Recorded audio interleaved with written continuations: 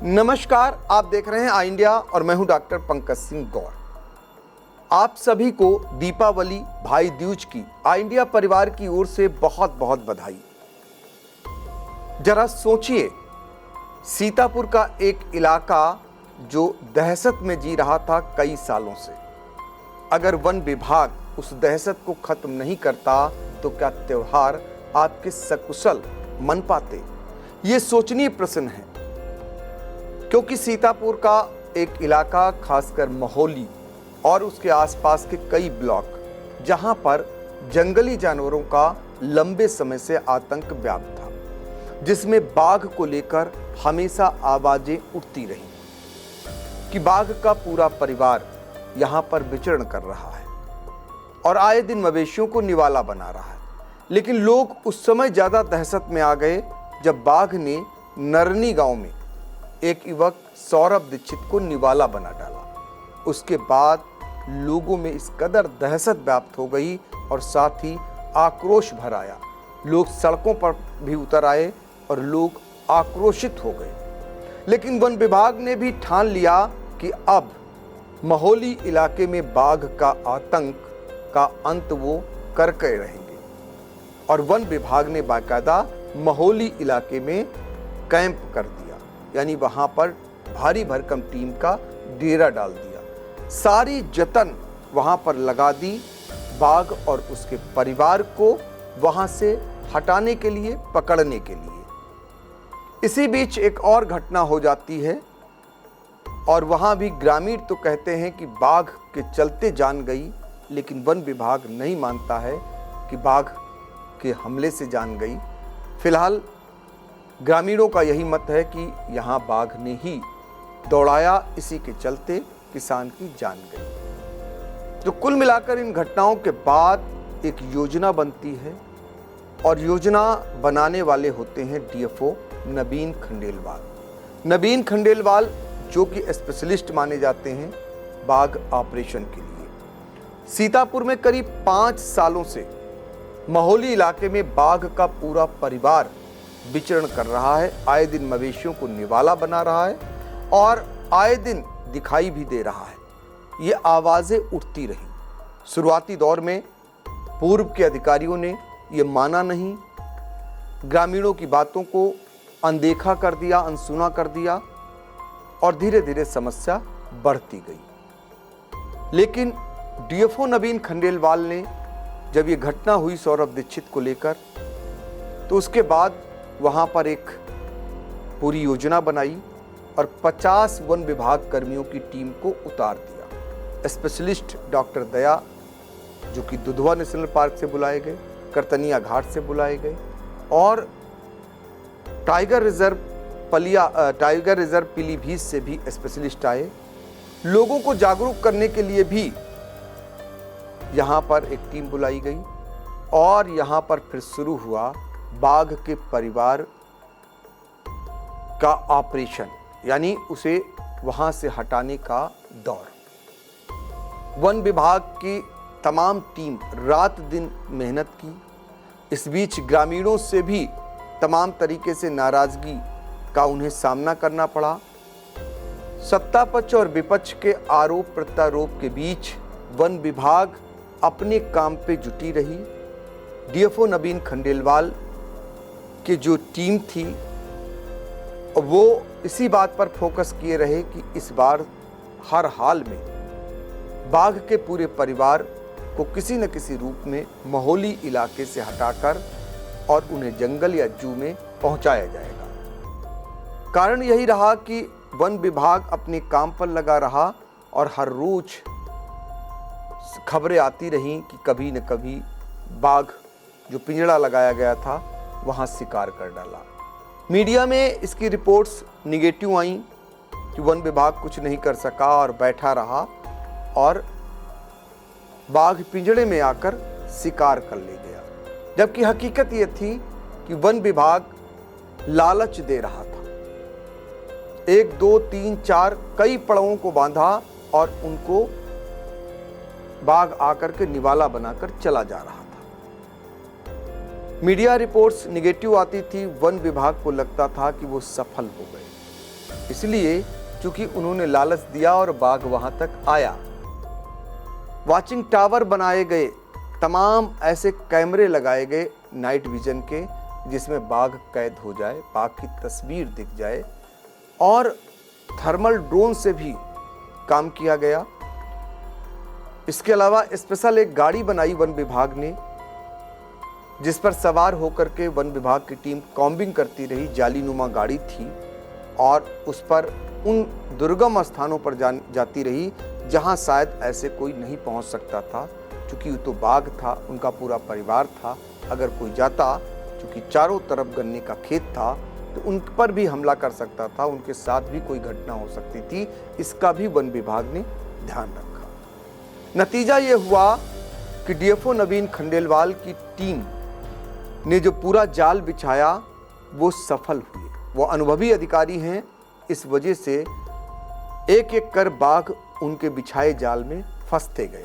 आलम देखिए और जरा सोचिए कि 5 साल से जिस इलाके में बाघों का आतंक हो, हर एक की जुबान पर यह बात हो कि बाघों की संख्या 1-2 नहीं, पूरा परिवार है, तो वहां उस इलाके में किसान हो या अन्य नागरिक हो, उन पर क्या बीत रही हो। जरा सत्ताधारी जनप्रतिनिधियों से पूछिए कि विपक्षी दल के लोग उन्हें इस बात को लेकर सवाल खड़े करने लगते थे, उन्हें कोसने लगते थे, तो सत्ता पक्ष के लोग भी असहज से हो जाते थे। लेकिन उन्हें विश्वास था कि उनकी सरकार और उनका वन विभाग का पूरी टीम कुछ न कुछ जरूर कमाल करेगी। वो उनको समझाने में सफल हुए। नतीजा ये हुआ, इस दौरान दुर्घटनाएं हुई, लेकिन नतीजा ये हुआ कि एक बड़ी कामयाबी वन विभाग के हाथ लगी। और सीतापुर के करीब 8 से 9 ऐसे ब्लॉक हैं जहां पर बाघ और तेंदुओं का जबरदस्त आतंक था। लाखों लाख की आवाम यहां पर भयाक्रांत थी, उसे समझ में नहीं आ रहा था। ऐसा भी नहीं कि वन विभाग के कैमरे में पहले बाघ कैद न हुआ। सीतापुर के इलाके में जो महोली इलाका है, यहां पर पहले भी कैद हो चुका था बाघ ड्रोन में वन विभाग, लेकिन उस दौरान कोई ऐसी कार्रवाई, कोई बाघ को पकड़ने के लिए गंभीरता से कोई प्रयास नहीं हुए। लेकिन इस बार ये तय कर लिया वन विभाग ने कि सीतापुर में बाघ और तेंदुए के आतंक से लोगों को निजात दिलानी है। 9 ऐसे ब्लॉक हमने बताया जहां लाखों लाख आबादी बाघ के आतंक से बहुत ज्यादा आतंकित थी, और एक एक कर फिर उन्हें पकड़ने का, उन्हें जो है ऑपरेशन कर, उन्हें टेंकुलाइज कर, उन्हें वापस पिंजड़े में कैद कर जंगल या जू में भेजने का दौर शुरू होता है। पहले बाघ पकड़ा जाता है लहरपुर इलाके में, वहां भी कई किसानों को घायल कर चुका था, जिन पर हमला कर चुका था। किसानों के अदम्य साहस की तारीफ करनी होगी कि बाघ से उनका मुकाबला हुआ और मुकाबले में वो अपना जीवन बचाने में सफल हो गए। 2 किसान ऐसे थे जिनको घायल किया बाघ ने। उसके बाद तय कर लिया वन विभाग ने कि यहाँ पर किसी की जान न जाए, इससे पहले ऐसे बाघ को पकड़ लिया जाए। डीएफओ नवीन खंडेलवाल की टीम ने यहाँ भी डॉक्टर दया को बुलाया दुधवा नेशनल पार्क के, और फिर रेंजर अभिषेक सिंह ने यहाँ पर पूरी एक जाल बिछाया, और जाल बिछाने के बाद आखिर लहरपुर का पहले बाघ पकड़ा गया। शुरुआत हो गई बाघ को टेंकुलाइज करने और पकड़ने के अभियान की। इसके बाद नंबर आया महोली में लगी हुई थी पूरी टीम, और महोली में पकड़ना बाघ और बाघिन और उसके शावक तो नहीं कह सकते हैं, वो काफी परिपक्व हो चुका था उसका बच्चा, उसे पकड़ने का यहाँ भी कामयाबी मिलती है। और यहाँ पहले बाघिन पकड़ी जाती है। बाघिन को लेकर ये बताया गया कि आदमखोर बाघिन है जिसने हमला किया था और जिसने सौरभ दीक्षित को निवाला बनाया था। उसे वन विभाग की टीम ने टेंकुलाइज किया और वो पकड़ी गई और उसे पकड़कर जू में भेजा गया। आगे हम आपको बताएंगे कि जू में और जंगल में कौन बाघ भेजे जाते हैं, क्यों भेजे जाते हैं जू में और क्यों भेजे जाते हैं जंगल में, इसको भी समझाएंगे।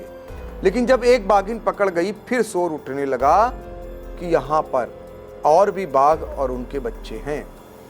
इसको लेकर आई इंडिया ने जब सवाल किया डीएफओ नवीन खंडेलवाल से, तो उन्होंने आश्वस्त किया कि जब तक महोली इलाके में जंगली जानवरों की आमद की बात आती रहेगी या ये पता होता रहेगा कि यहाँ पर हैं, तब तक वन विभाग की टीम का ऑपरेशन और कैंप कार्यालय वहाँ पर बना रहेगा। यही कारण रहा कि नरनी में जो कैंप कार्यालय बनाया गया था वो तब तक बना रहा। इसके बाद नंबर आया, बाघिन के बाद नंबर आया उस तेंदुए का। तेंदुआ था सदना इलाके में, उसकी वीडियो आती है, वहाँ पर वो गौशाला में आराम से गौवंशों का निवाला बना रहा था। कई गौवंशों का निवाला बना चुका था, लेकिन वो सीसीटीवी कैमरे में जब देखा गया तो वन विभाग सक्रिय हुआ और वन विभाग ने वहाँ पर एक पिंजरा लगा दिया और पिंजरे में शिकार रख दिया। और वो तेंदुआ आया आराम से और शिकार करने के लिए लालची तेंदुआ फंस गया और फंसने के बाद उसे भी वन विभाग की टीम ने पकड़ लिया और पकड़कर उसे भी पहुंचा दिया जहां से वो आया था। तो लहरपुर में बाघ, महोली में बाघिन, सदना में तेंदुआ और अब बारी आई कि अभी भी महोली में बाघ और उसके बच्चे हैं। वन विभाग की टीम लगी रही, लगातार लगी रही। इसके बाद नंबर आया बाघ का। बाघ इतना बड़ा, इतना विशाल, जो भी देख रहा था उसे वो खुद सिहर जा रहा था, कांप जा रहा था। हमने खुद बहुत ही करीब से उस बाघ को देखा और देखने के बाद ऐसा लगा शायद इतना बड़ा बाघ मैंने नहीं देखा। और बाघ का मुंह जब वो उसने खोला तो ऐसे लग रहा था कि इंसान को तो एक बार में ही गटक जाएगा मुंह से। इतना बड़ा मुंह, एक विशालकाय मुंह, और बाघ बहुत बड़ा बाघ। उसे टेंकुलाइज किया गया और डीएफओ नवीन खंडेलवाल ने जब उसे टेंकुलाइज वाली टीम की सराहना की और जब उसको टेंकुलाइज सफल हो गया तो उसे भी वापस पहुंचा दिया गया जू में। अब फिर बात उठने लगी कि अभी यहाँ पर बाघ और बाघिन के शावक हैं। फिर से डीएफओ नवीन खंडेलवाल से हमने सवाल पूछा। उन्होंने कहा कि हाँ, जब तक महोली में इस प्रकार की बातें आती रहेंगी, उन्हें लगेगा कि यहाँ जंगली जानवर इस इलाके में हैं, तो वो निरंतर यहाँ पर अपनी कॉम्बिंग करते रहेंगे या कैंप कार्यालय खोले रखेंगे। और वही हुआ कि उनकी टीम बनी रही और आखिर में जो वयस्क बाघ यानी जो परिपक्व बाघ हो चुका था बच्चा, उसको भी टेंकुलाइज कर लिया सफल और उसे भी पकड़कर उसे भी वापस जू में भेज दिया। तो इस तरीके से 3 बाघ, 1 बाघिन, 2 बाघ, 1 जो परिपक्व हो चुका था बच्चा वो शावक यानी कि, और 1 तेंदुआ। ये इतना आप सोचिए कि इनका दायरा कितना बड़ा था, कितने क्षेत्र में इनका आतंक था, कितनी आबादी इनसे प्रभावित थी, कितनी आबादी इनसे दहशत ज़दा थी, कैसे उनकी रातें बीत रही थीं, कैसे उनके दिन कट रहे थे। जैसे ही सुबह होती थी किसी न किसी इलाके से यह आवाज़ आने लगती थी कि बाघ देखा गया, तेंदुआ देखा गया और लोग दहशतजदा हैं। किसान खेतों में काम करने नहीं जा पा रहे हैं, लोग हाट बाजार नहीं जा रहे हैं, बहुत सारे अभिभावक अपने बच्चों को स्कूल नहीं भेज रहे हैं। ये लगातार कई सालों से बना हुआ था। लेकिन कहते हैं कि जब प्रण कर लें, जब तय कर लें, तो कोई भी काम मुश्किल नहीं होता है। सीतापुर के वन विभाग ने इस मुश्किल काम को करके दिखाया और करके दिखाया, लाखों लाख आवाम की दहशत को समाप्त करने का काम किया। सोचिए, आज ये सारे जंगली जानवर इलाके में होते तो ऐसे में जो आप त्यौहार हंसी खुशी मना रहे हैं, जिस त्यौहार को लेकर आपके अंदर उमंग है, जोश है, कोई डर नहीं है, किसी भी समय आ सकते, किसी भी समय जा सकते हैं, अब वो डर नहीं है। इस इलाके में बाघ देखा गया था, इस इलाके में तेंदुए की मौजूदगी है, यहाँ बाघिन दहाड़ रही है, या किसी को घायल कर दिया, किसी को निवाला बना लिया। अब ये बातें खत्म हो गई तो आपका त्यौहार कितना हंसी खुशी, कितना सफलतम तरीके से मनेगा, ये तो आप अंदाज़ा लगा ही सकते हैं। ये कहा भी जा सकता है कि वन विभाग के प्रयासों से ऐसा संभव हो रहा है कि इस बार लाखों लाख की आवाम सीतापुर की हंसी खुशी अपने त्यौहार को मना सके। क्योंकि आप जरा सोचिए, इसकी गूंज सरकार तक भी गूंजी, लोकसभा भी मामले को उठाया गया। उसी क्षेत्र के सपा के सांसद हैं आनंद भदौरिया, उन्होंने इस मामले को लोकसभा में उठाया। पूर्व विधायक अनूप गुप्ता हैं, वो तमाम सवाल सरकार पर दाग रहे थे। यहां तक कि कांग्रेस के प्रदेश अध्यक्ष अजय राय भी उस इलाके में पहुंचे और उन्होंने भी न कि सरकार पर बल्कि क्षेत्रीय विधायक पर भी सवाल खड़े किए, यानी भारतीय जनता पार्टी के जो विधायक हैं। मोहाली से जो भारतीय जनता पार्टी के विधायक हैं शशांक त्रिवेदी ने उसका मुंहतोड़ जवाब दिया और उन्होंने सवाल उठाने वालों को कटघरे में खड़ा किया, आईना दिखाया और ये विश्वास जताया कि एक ना एक दिन उनके इलाके का जो आतंक है ये जरूर समाप्त होगा। और वन विभाग की टीम लगी हुई है। मुख्यमंत्री योगी आदित्यनाथ तक मामला पहुंचा और उन्होंने भी इस पर सख्त एक्शन लेने की बात कही और उसका असर भी दिखाई दिया।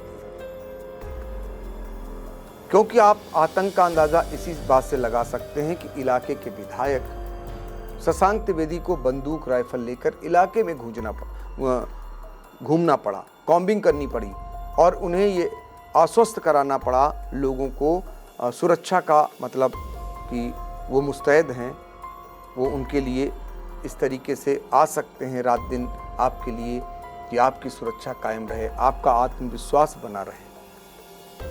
इसको लेकर आलोचना भी उनकी हुई, लेकिन उन्होंने आलोचना से वो ना तो डिगे ना तो हटे। वो हर रोज राइफल लेकर के इलाके में निकल पड़ते थे और उनका यह दृश्य मीडिया में सुर्खियों में बन जाया करता था। विपक्षी जरूर आरोप लगाते थे, उसका वो जवाब देते थे। तो कुल मिलाकर ये सारे नज़ारे वहां देखने को मिले, सारे हालात देखने को मिले और वन विभाग की टीम ने जो 5 सालों से इंतजार कर रहे थे इलाके के लोग, उसको 1 से 1.5 महीने के सफल ऑपरेशन के दौरान ही सब कुछ खत्म कर दिया। उनको सबको वापस जू में भेज दिया जो यहाँ पकड़े गए थे और आतंक खत्म हो गया। आतंक की गूंज हमने आपको बताई सरकार तक ही नहीं, वन विभाग के उच्चाधिकारी भी सीतापुर पहुंचे थे। मुख्य वन संरक्षक हैं रेणु सिंह, वो भी पहुंची हुई थी मोहाली और वो भी आवश्यक दिशा निर्देश अधीनस्थों को देकर गई थी, उन पर अमल भी हुआ। आप जरा सोचिए कि वन विभाग की रातें कैसे कटी होंगी, कैसे दिन कटे होंगे। हर रोज उन्हें ड्यूटी निभानी पड़ती थी और हर रोज उन्हें सुनना पड़ता था कि बाघ तो नहीं पकड़ पा रहे हैं और बाघ कहीं न कहीं किसी न किसी का शिकार कर दे रहा, मवेशी का कर दे रहा, कभी किसी का कर दे रहा है। ये नौबतें आती रही। हालांकि वन विभाग का शुरुआती जो नज़रिया था, शुरुआती जो उनकी कार्यशैली थी, उस पर प्रश्न चिन्ह अगर खड़े किए गए तो गलत नहीं थे। ये हम कई साल पहले की बात कर रहे हैं, क्योंकि उस दौरान जब आवाज़ें उठती थी कि यहाँ पर बाघ का पूरा कुनबा है और वो विचरण करता है, तो वन विभाग हमेशा नकारता रहा, हमेशा ये मानने को तैयार नहीं हुआ कि ऐसा है। वो कहता रहा कि नहीं, ऐसा नहीं है। पहले तो मानता ही नहीं था, फिर जो अगर कोई फोटो या वीडियो मिल जाए तो मानने को तैयार हो जाता था। पगमार्ग मिलने के बाद भी कभी तेंदुए के बता दिए जाते थे, कभी किसी दूसरे जानवर के बता दिए जाते थे। इसको लेकर के आलम यह हो गया कि उस क्षेत्र के जिला पंचायत सदस्य रहे मनोज मिश्रा, उन्होंने तो बाकायदा पैदल मार्च करने का ऐलान कर दिया। प्रशासन के हाथ पांव फूल गए और जब उन्होंने कहा वो लखनऊ कूच करेंगे तो उन्हें मनाने का दौर शुरू हो गया। जब भी कोई घटना हो मनोज मिश्रा पहुंच जाए। ये नज़ारे होते थे, ये हालात ऐसे होते थे, लोग सड़कों पर आ जाते थे, लोगों की भीड़ जुट जाती थी। शुरुआती दौर में वन विभाग को तमाम दिक्कतों का सामना करना पड़ा और उनसे अपील करनी पड़ी, तब जाकर के ये ऑपरेशन सफल हो पाया। और ऑपरेशन जब सफल हुआ तो सीतापुर की लाखों लाख आवाम की दिवाली इस बार हंसी खुशी मनने जा रही है। यानी कहीं ना कहीं वन विभाग के इस ऑपरेशन से उनकी जो चिंता थी, उनमें जो दहशत थी, वो दूर हो गई। अब हम आपको बताते हैं दरअसल बाघ जू में और जंगल में कौन से भेजे जाते हैं। देखिए, आपको बता दें कि जैसा कि वन विभाग के अधिकारियों के मुताबिक जब बाघ एक इलाके में होकर रह जाता है तो वहाँ पर उसे आराम का भोजन मिलता है, आराम वाला। तो बाघ के अंदर वो क्षमता खत्म हो जाती है दौड़कर छीन कर शिकार करने की। तो फिर वो आलसी हो जाता है, कमज़ोर हो जाता है, तो उसे जू भेजा जाता है। यदि बाघ में लगता है कि वो दौड़ कर, चूंकि जंगल का जो शेर होता है या बाघ होता है वो अपना शिकार दौड़ कर, छीन कर, झपट कर करता है, तो ऐसे में उसे फिर जंगल भेजा जाता है। तो ये जो यहाँ के बाघ आलसी हो गए थे, कई साल से इस क्षेत्र में थे, आराम से उन्हें मवेशी मिल जा रहे थे, नीलगाय मिल जा रहे थे।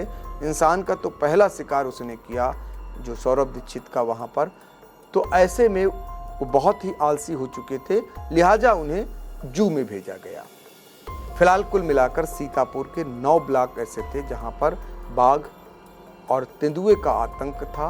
उस आतंक से तो अंत हुआ ही उस आतंक का, इतना ज़रूर हुआ कि अब त्योहार पे लोगों के अंदर जो चिंताएं थीं, जो दहशत थी, उसको ख़त्म करने का वन विभाग ने जरूर प्रयास किया। इसलिए इस खबर के माध्यम से एक लाइक और एक कमेंट वन विभाग के लिए भी बनता है, तो आप लोग कमेंट बॉक्स में जाकर अपनी राय रख सकते हैं। Sai Sanjeevani hospital, station road, Sitapur. Sitapur का पहला मल्टी स्पेशलिटी हॉस्पिटल, जहां आपको जनरल फिजिशियन, हड्डी रोग, स्त्री रोग, जनरल सर्जरी, नाक कान गला और न्यूरो के डॉक्टर उपलब्ध हैं। साई संजीवनी में आयुष्मान कार्ड धारकों का मुफ्त इलाज और टीपीए कार्ड धारकों के लिए कैशलेस सुविधा उपलब्ध की गई है। हॉस्पिटल में आईसीयू, वेंटिलेटर, बाईपैप व डायलिसिस की सुविधा भी उपलब्ध है।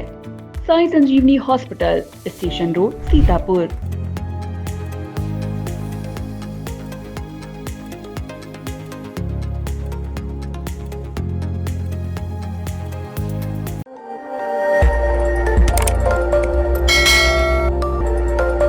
खबर आपकी, नजर हमारी। देखते रहिए आई इंडिया।